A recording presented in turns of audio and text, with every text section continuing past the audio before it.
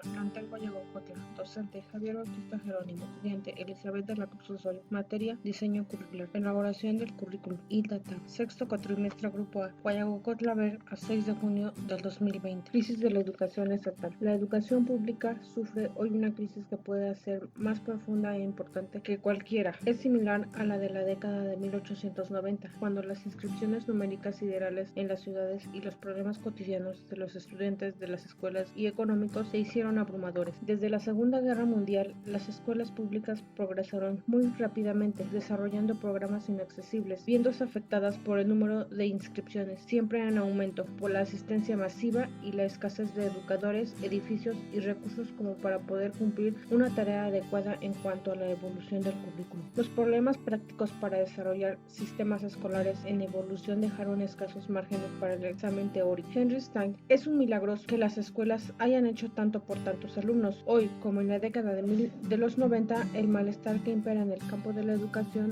es el resultado de las transformaciones que la técnica y la ciencia operan en la sociedad. Existe una fe profunda en el poder de la educación, junto a la idea que existe una confusa relación entre la educación y el progreso nacional, y una honda desilusión por la escuela como instrumento de este progreso. En la década de 1890, el objetivo principal era la escuela como institución legalitaria que actuaría allí donde la sociedad fracasaba en cuanto a su educación y que transformara su propósito en método ante cada cambio de la sociedad. Se acusa a la escuela actual de haber extralimitado su función, en el sentido de realizarlo un intento subversivo para absorber las obligaciones de los padres, de la iglesia y de otras entidades sociales. Las críticas de la década de 1890 se alzaban con el formalismo, la disciplina rígida, la limitación educativa y un conservadurismo. Los reformistas actuales son más conservadores. Se exige un retorno a las tres materias fundamentales: lectura, escritura y matemáticas. La crisis de 1890 estimuló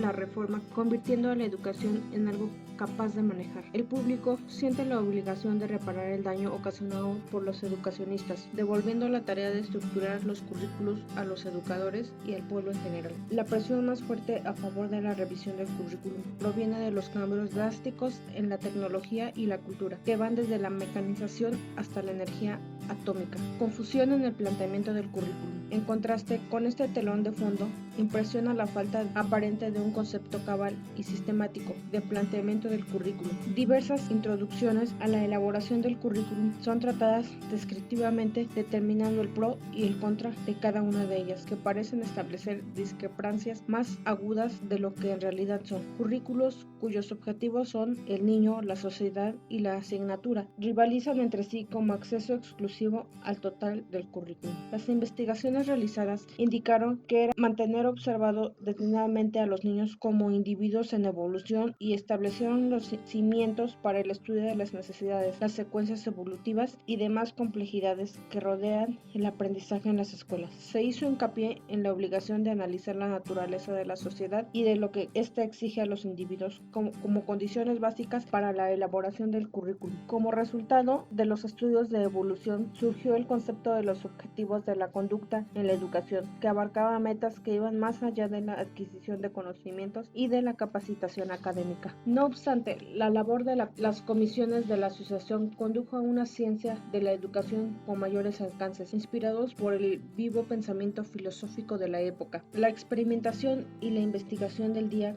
contenían los elementos esenciales para el renacimiento de una teoría de la estructura del currículum. Estos comienzos y sus posibilidades no fueron desarrollados en las décadas que siguieron a la guerra. En el periodo siguiente a la guerra, la evolución del currículum ha padecido un progreso reprimido. Ideas y teorías más avanzadas sobre la inteligencia, la percepción, el pensamiento, la creatividad y el aprendizaje llenan las páginas de las publicaciones sobre la psicología. Muchos análisis sobre ella tienden a ser causales, indirectos y algo hostiles en la definición de la situación escolar. Los científicos sociales prácticamente no han realizado evaluaciones con referencias a las dificultades que sufren las escuelas de Estado, que evidentemente son numerosas y graves. Pocos son los que podrían llamar llamarse pensadores de frontera. Se necesita una teoría de la elaboración del currículum para utilizar correctamente estos recursos que surgen. No solo debe definir los problemas con los cuales ha de tratar dicha elaboración, sino también elaborar el sistema de conceptos que deben emplearse para determinar la relevancia de estos datos con respecto a la educación. La elaboración del currículum es compleja, que comprende muchos tipos de resoluciones que deben ser concebidas sobre los objetivos generales que han de perseguir las escuelas y sobre lo más específico de la instrucción. Las principales especialidades del currículum tienen que ser seleccionadas y tomar decisiones para determinar de qué manera se evaluarán lo que los estudiantes aprenden y la eficiencia del currículum en cuanto a lo largo de los fines deseados. Estas decisiones se toman en diferentes niveles. Para la elaboración del currículum resulta adecuada, todas estas decisiones deben ser tomadas muy seriamente sobre una base reconocida,